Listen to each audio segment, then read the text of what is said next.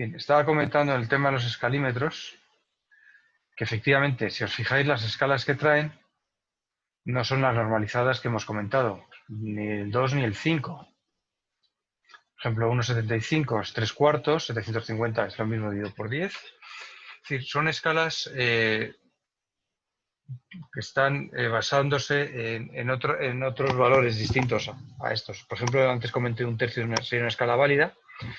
Siempre tenemos que ir a las escalas principales, un medio, un quinto, múltiplos de ellas, ¿no? Un décimo, que es el producto de 2 por 5, también sería válida. Pero si por lo que sea no se puede, pues buscaríamos una escala válida. Tampoco podemos inventarnos escalas muy extrañas. Por ejemplo, este escalímetro trae escala 1,50, 1,20, 1,100, 1,75, 1,25. Estas escalas que os estoy enseñando, por ejemplo, de 1,75 o 1...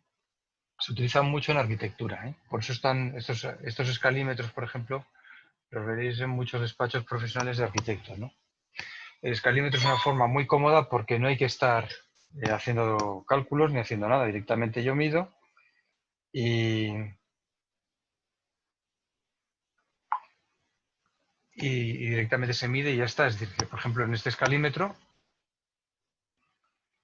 pues cualquier escalímetro que tengamos, tenemos ya directamente las unidades, ¿no? Cuando estamos midiendo con él. ¿Qué escalas podemos utilizar? Por ejemplo, una escala que también me parece válida, aunque no venga en la norma, es la serie 3, es decir, un tercio, incluso un sexto, también puede ser válido. Un noveno ya no es mucho, es que un sexto y un noveno se parecen ya a un quinto y a un décimo, pero por ejemplo un tercio sí es muy útil. ¿De acuerdo? Esa, por ejemplo, es útil.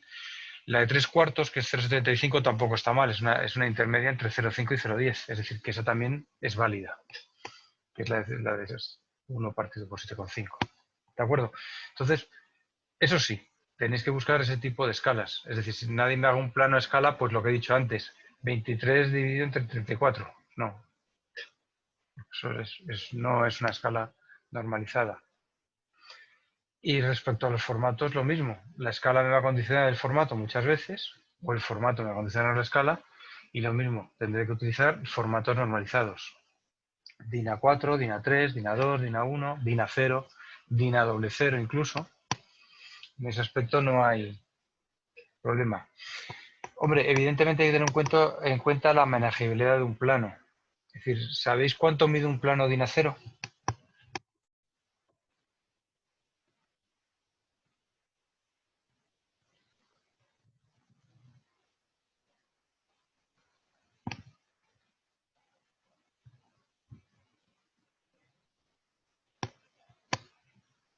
¿Lo sabéis o no?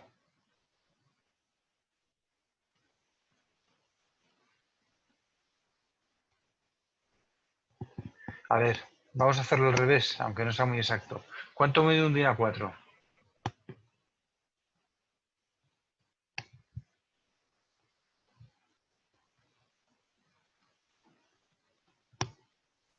$210 por 297. Vale, ¿y el DIN A3? Pues Podemos...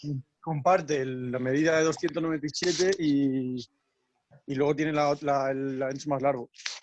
¿Cuánto? ¿Pero cuánto más largo? Una mitad más, ¿no? No, el doble. El doble. O sea, que sería 420 por 297. Ese es el DIN Eso, A3. ¿Y el DIN A2?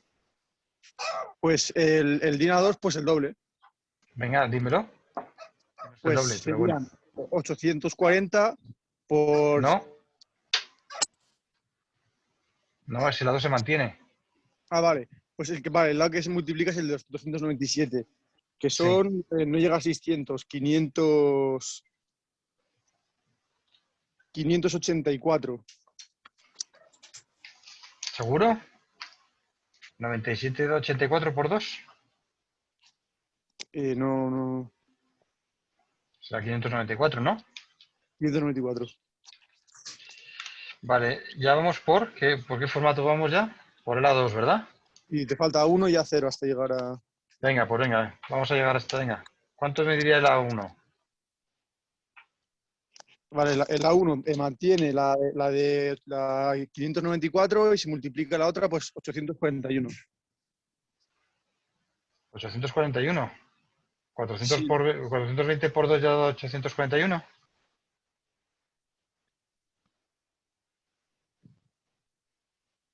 sea, 420 por 2, 840, y tiene decimales, ¿Sí? y el que se mantiene es el otro, el de 594. Vale, correcto. Es decir, que ya has visto que hay un pequeño error porque se van redondeando. Perfecto. Y ya estamos por el A1. ¿Y el A0? Pues sería este valor por 2. Si se mantiene se mantiene 841 ¿Sí? y el otro daría 1100, no más, 194 por 2, a ver, 1188. Supongo que Vale. igual es Vamos a ver. 1188, Sí. pero Vale. Coge una calculadora y multiplícame 1,188 sí, por 0,841. 0,999108. Vale. ¿Sabes por qué te he pedido esta comprobación? Sí, pues supongo que será el margen de error, ¿no? Que has quedado. Porque ¿cuánto mide la superficie del dinacero? Pues lo acabamos de decir, eso, que eran No, la 840. superficie. La superficie. Ah, en centímetros cuadrados. En lo que quieras. Pues son 1 metro cuadrado, ¿no? Eso es, el dinacero es 1 metro cuadrado. ¿Yo qué te he dicho? Que te he dicho, multiplícame el largo por el ancho del dinacero. Claro, Te lo he pasado metros para que no haya líos. Y ya directamente me has dado el 0,999, ese que me has dicho. claro, justo. Luego está bastante aproximado. Sí. Bueno, pues fíjate con qué facilidad podemos, con cierto error, lógicamente, ir pasando de una serie a otra. Es decir, que si yo no me sé las medidas de un DIN A2, bueno, pues con un par de operaciones puedo, desde la A4 puedo llegar a ello. O con una operación desde la A3 llego a ello. Es decir, o sea, quiero que veáis que el no saberse de memoria una unidad tampoco es un problema para no poder llegar a ella. ¿De acuerdo? Sabiéndonos una de ellas bien, el resto no tiene problemas. Podemos cometer un error de 1 milímetro de redondeo, pero bueno, también tampoco pasaría nada, estamos ahí, ¿de acuerdo? Bueno, pues ya sabemos todo eso, también sabríamos el tema de los márgenes, que sabéis que son 10 milímetros menos el lado donde va a ir, si eso se encuaderna, el lado en el que va encuadernado, que suele ser la parte izquierda, va a tener 20 milímetros, con lo cual ya tenemos formatos, escalas, tipos de línea, ya sabéis que estamos trabajando con 3 grosores de línea, lo sabéis, ¿no? ¿Cuáles son los grosores de línea?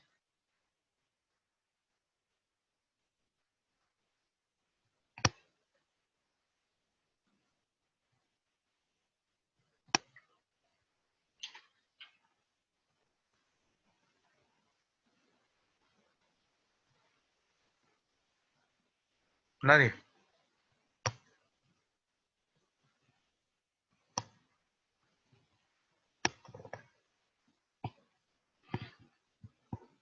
Decirme uno, aunque sea.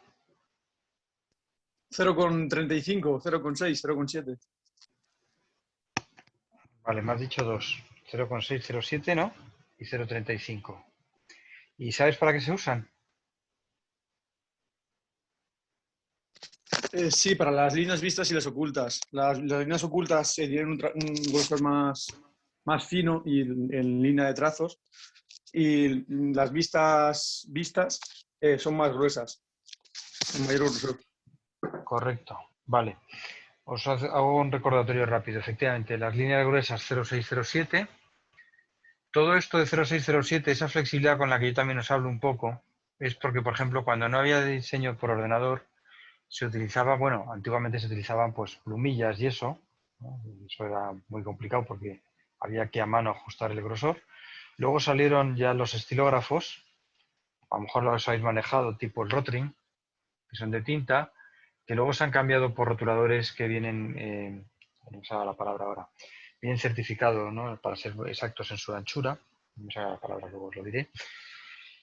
Y claro, no se puede arbitrariamente coger cualquier tipo de grosor, eso es un poco complicado. Entonces, para líneas gruesas, pues se hace un trazo de 0,607 de milímetro, o sea, no llega a 1 milímetro, es 0,6 milímetros, 0,7 milímetros.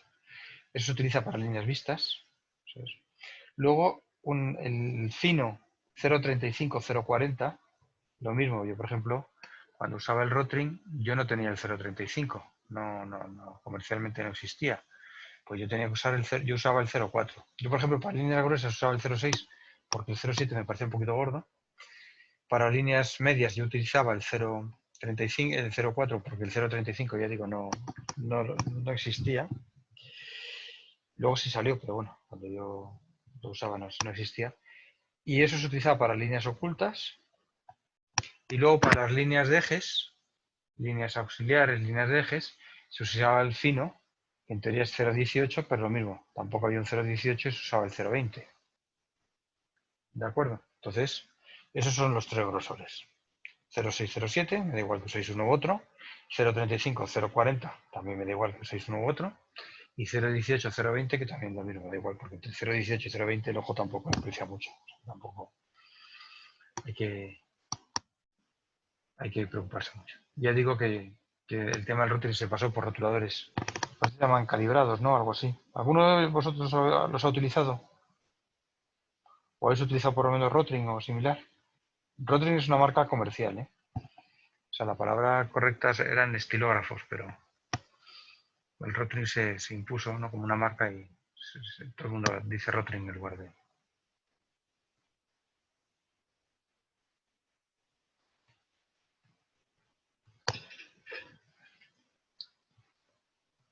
Bien.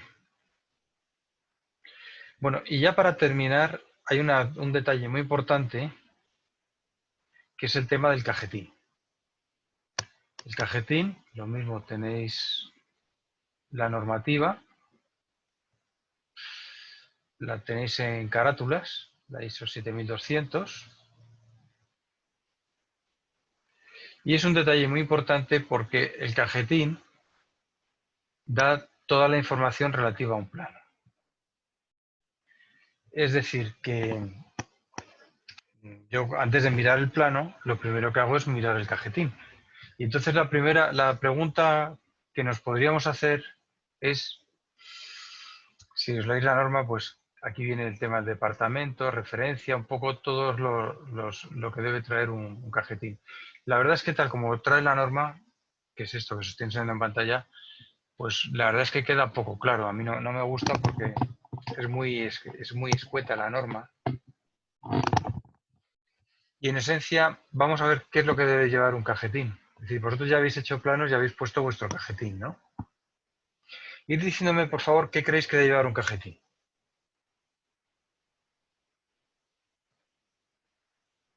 El nombre del autor, título de plano, escala, unidad de cota, Vale, el promotor del proyecto, no sé. vamos a ir por orden. A ver, lo más importante, o sea, en un cajetín en el encabezamiento, o sea, arriba, en la parte de arriba, ¿qué pondríais vosotros? El promotor del proyecto, el nombre de la empresa o la escuela técnica que lo hace. Vale, aquí hay una pregunta que también me podría hacer. ¿Sabéis qué dice? Una cosa es el autor del proyecto y otra cosa es el promotor. ¿Sabéis la diferencia? Sí, el promotor supongo que es el que lo financia y el autor es quien lo hace realmente, quien elabora el plano.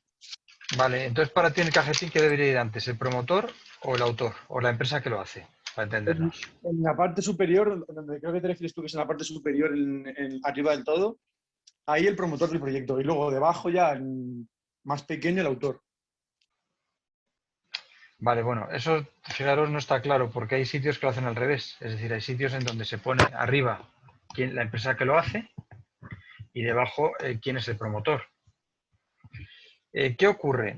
A ver, normalmente este problema de promotor y autor normalmente no es un problema que se dé muy habitualmente, porque, por ejemplo, normalmente, también es verdad, si una empresa de ingeniería hace un proyecto, normalmente es la propia empresa, es decir, normalmente los proyectos suelen, a nivel de empresas, ahí yo voy a discrepar contigo y te voy a decir una cosa, porque normalmente lo que se hace es, la empresa que hace el proyecto va en el encabezamiento, ¿de acuerdo? Y luego el promotor va en un apartado que ponga promotor, ¿vale? Entonces, vamos a hacerlo así, si os parece bien. En el encabezamiento vamos a poner la empresa que hace el proyecto. Luego, si queréis, vamos a poner el autor del proyecto, el autor del plano. Y luego el promotor. Luego otra cosa muy importante que tiene que tener ese plano, ¿qué es? La escala, por ejemplo. Bueno, varias cosas, sí. Sí, pero Escala. vamos a ir por orden. Estamos ahora en detalles un poco administrativos. Empresa que lo hace, el autor, pues el título del proyecto. ¿No os parece importante? Sí, por supuesto. Sí, ¿no?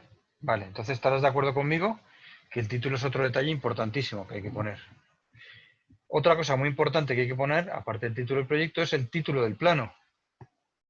Por ejemplo, estoy haciendo un proyecto que es un motor de combustión, ¿vale? Y el título del plano pues, puede ser el cigüeñal. Luego es otro detalle importante. ¿Qué más cosas creéis que debe tener el plano? De momento, de datos administrativos. Pues hemos hablado del autor, ¿verdad? El autor del proyecto, el autor del plano. Normalmente, aparte del autor, hay veces que ese plano tiene que ser supervisado por alguien. Que está revisado, ¿no? Una cosa es hecho por fulanito y revisado por menganito. Por ejemplo, normalmente los planos no los hacen los ingenieros, los hacen los delineantes. Entonces, a lo mejor el plano lo ha hecho un delineante, creado por fulanito tal, que es el delineante, y lo ha revisado, ya lo revisáis vosotros, que sois los ingenieros. Luego, el creado y revisado es importante también que tenga el plano. Luego, evidentemente, vamos a pasar a ese otro tema que ya habéis comentado, es decir, otra serie de datos. Por ejemplo, la fecha. ¿Os parece importante la fecha? Sí, Por supuesto, es muy importante, ¿no? Porque marca una cronología. Eh, Normalmente los planos, además de fecha, llevan dos apartados que para mí me parecen súper importantes, que es curioso que la norma no te lo pongan como una cosa obligatoria, que es sustituye a y sustituido por. ¿Por qué os digo esto? Yo hago un plano y ese plano tiene errores o no tiene errores, pero llega a la propiedad, llega el promotor. Imaginaros que estoy haciendo un plano de un chalet y he hecho ya el plano del edificio y luego resulta que llega el dueño y me dice, no, mira, es que he decidido que en lugar de aquí 3 habitaciones voy a hacer solamente 2, pero que sean más grandes. O quiero que en lugar de que tenga 10 metros de longitud de esta parte de la fachada del edificio, tenga 12 metros para sacar luego 2 metros por dentro para hacer lo que sea. Bien. Y yo he cambiado el plano, tengo que hacer un nuevo plano, ¿no? No voy a tachar el que hay, haría uno nuevo, ¿sí o no? ¿Estáis de acuerdo conmigo? Sí. Sí. ¿Qué hago con el plano antiguo? ¿Lo rompo? Lo utilizas como base, ¿no? Para el siguiente. Sí, pero una vez que lo he usado como base, ¿qué hago? Lo tiro. Ah, no, lo almacenas, no sé, no. Vale, lo almacenas, lo guardas. ¿Pero lo guardas sin más o le pones algo? Le tendrás que decir de alguna forma que ya Sí, no claro. vale, ¿no? Lo cambias, lo dejas en el cajetín y dice sustituido por este nuevo plano. Correcto. Es decir, sustituido por ese nuevo plano y el nuevo que has hecho, ¿qué pondría? Pues lo justo sustituye a el plano antiguo. Correcto. ¿Por qué hacemos eso? Por un tema de trazabilidad. Porque tú imagínate que luego llegas, luego hay una discusión con la propiedad y te dice, oiga, me está usted cobrando 3 planos y solamente tengo uno. Dice, no, no, mire usted, empezamos con este plano, hubo que hacer un replanteo porque usted decidió cambiar esto, se sustituyó por este otro, volvió a haber otro cambio porque usted al final decidió quitar una cocina y poner ahí un baño y mover no sé qué. Entonces usted al final nos ha encargado al fondo 3 planos distintos, con todo lo que lleva además, de cambio de instalaciones, de cálculos, de todo lo que sea. Entonces, hay una trazabilidad en el proyecto, se puede justificar lo que se ha hecho, la evolución del proyecto. Empezó usted con esta idea y ahora la idea final ha sido esta. Entonces, es muy importante el sustituye y sustituido por, Y porque da Ramón, una trazabilidad. perdona, ¿Sí? si no sustituye ningún plano ni va a sustituir a ninguno, o se quita directamente el cajetín o se pone en blanco ese apartado. Se deja en blanco. Se deja en blanco, es decir, yo si no tengo que rellenar ese cajetín por el motivo que sea, pues directamente lo dejo en blanco, no pasa nada. O sea, tú siempre haces el cajetín con ese campo para rellenarlo. ¿Vale? Otro detalle que debería el plano es la escala, como muy bien habéis dicho, que la escala hay que ponerla siempre, siempre. ¿Qué ocurre si un plano tiene varias escalas?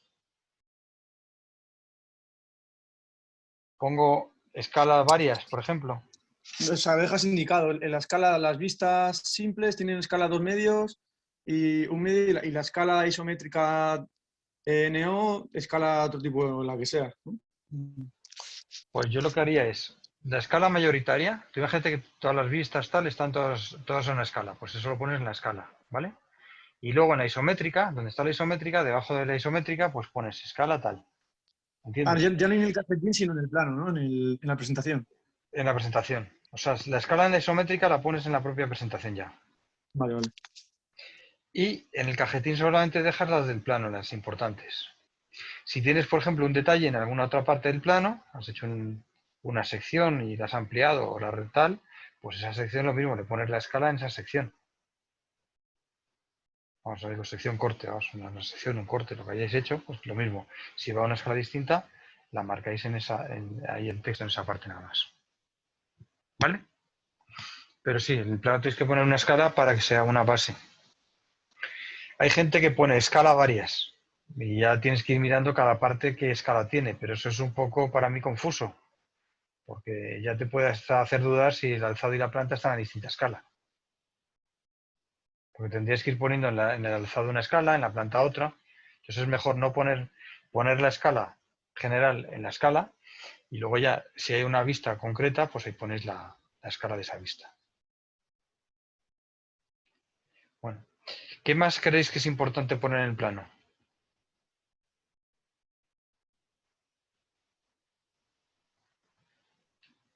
La unidad de cotas, si está en milímetros, en centímetros, en metros.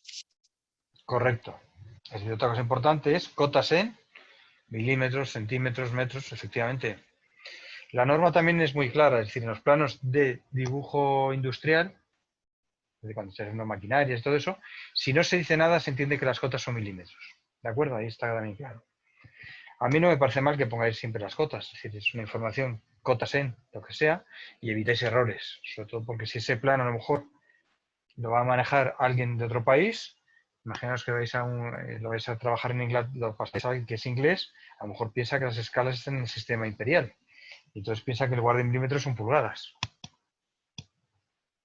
No sé si sabéis que hubo hace unos años, se estrelló una sonda en Marte, y es porque le hicieron dos equipos distintos, un equipo europeo y un equipo americano.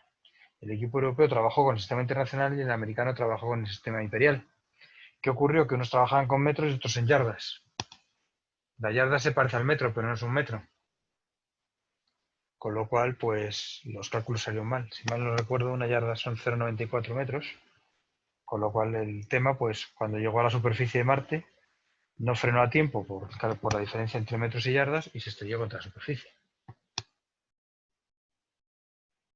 Por eso digo que es importante poner las unidades. Así no hay lugar a dudas. Otra cosa que es muy interesante que pongáis, esto lo añado, es el formato. Es decir, que pongáis formato A3, formato A4, lo mismo. Porque si por alguna razón estoy haciendo una fotocopia ampliada o reducida, por lo menos sabré en qué formato tenía originalmente todo o si tengo que aplicar alguna escala. Entonces también añadir formato. Y queda otro detalle importantísimo, que me lo he dejado para el final.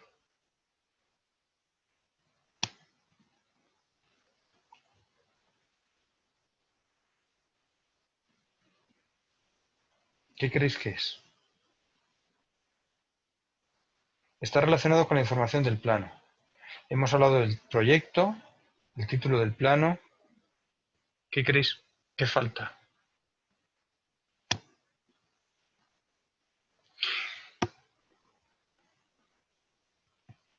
Os lo digo, el número de plano. Es decir, todos los planos tienen que llevar una numeración. Esa numeración puede ser la que yo quiera.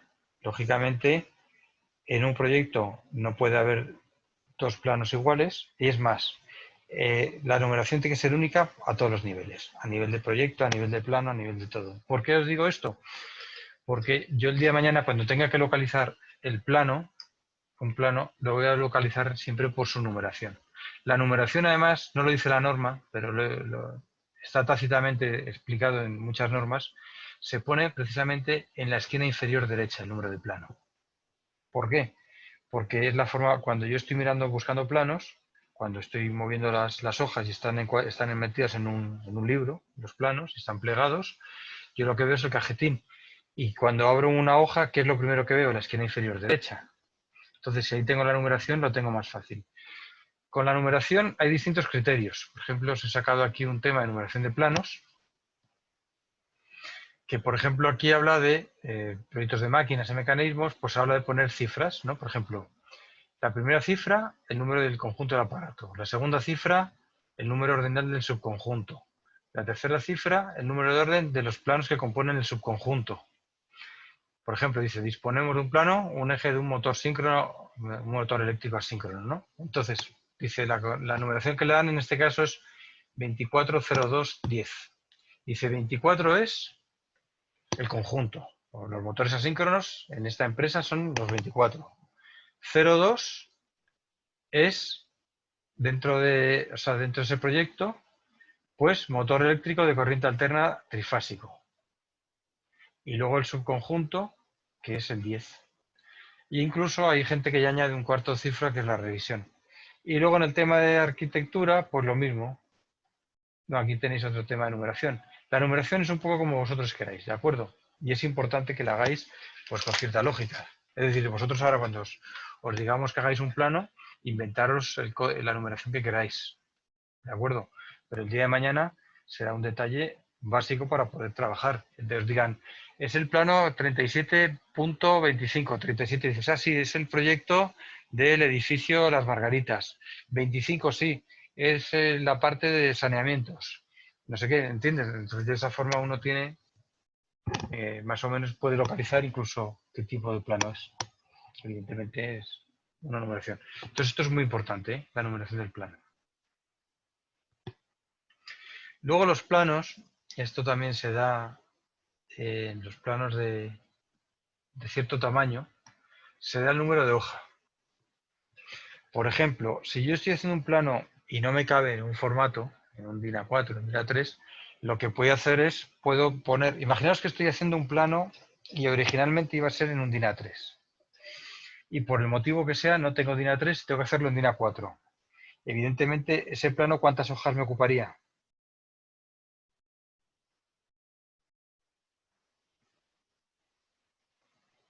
2, ¿no? Ocuparía 2 hojas. Entonces, haría medio plano en una hoja y otro medio plano en otra hoja. Entonces diría hoja 1 de 2 y hoja 2 de 2. Indicaría qué hoja es. La numeración y todo eso sería la misma, pero lo que tendría en ese caso es, además, el tema de las hojas. Es decir, el número de plano y qué hoja es. Esto en planos de ingeniería no suele ocurrir. Suele ocurrir más en planos topográficos, ¿no? Que estamos a lo mejor haciendo una gran superficie, incluso aunque trabajamos con escalas grandes de reducción, pues sigue sin caber. En ese caso, pues recurrimos al tema de hojas. En ingeniería, pues es mejor hacer distintos, ¿no? Por ejemplo, a lo mejor me interesa un plano con la planta del alzado y la vista lateral y luego otro plano con los detalles y otro plano con la isométrica. En fin, eso ya como quiera hacerlo. Porque el tema de hojas a veces es un poco farragoso también, trabajar con ellas. ¿De acuerdo?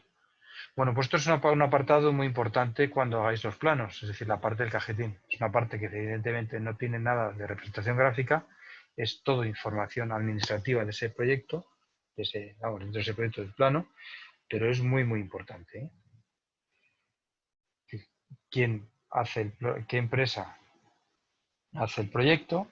¿Qué proyecto es? ¿Qué título tiene ese plano dentro del proyecto? ¿Quién es el promotor del proyecto?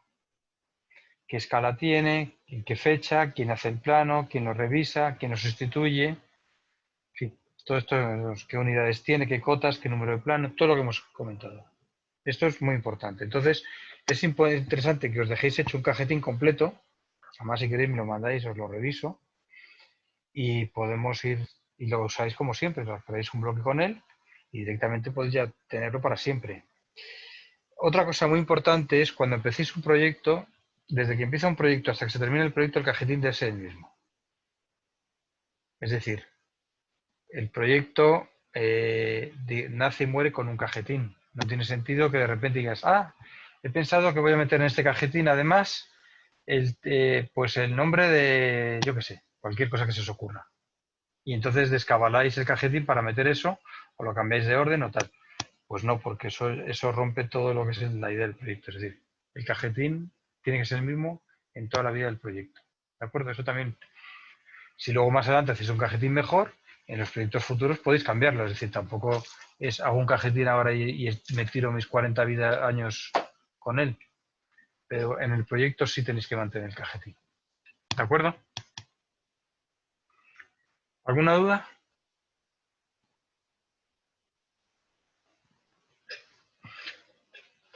Vale. Pues hoy vamos a hacer un ejercicio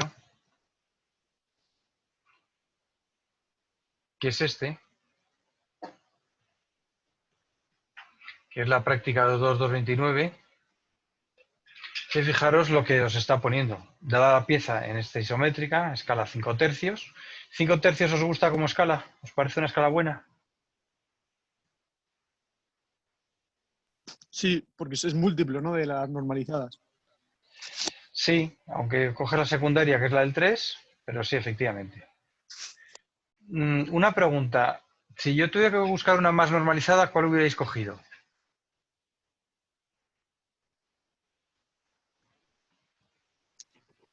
Pues escala 3 casi la que más se parece, ¿no? Escala 3, algo así.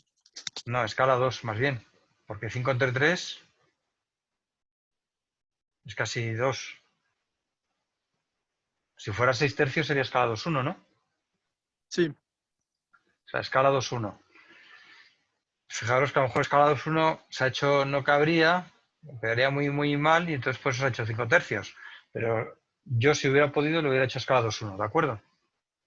También es cierto que aquí también, como estáis aprendiendo, pues se trata de poneros cosas a veces no del todo normales.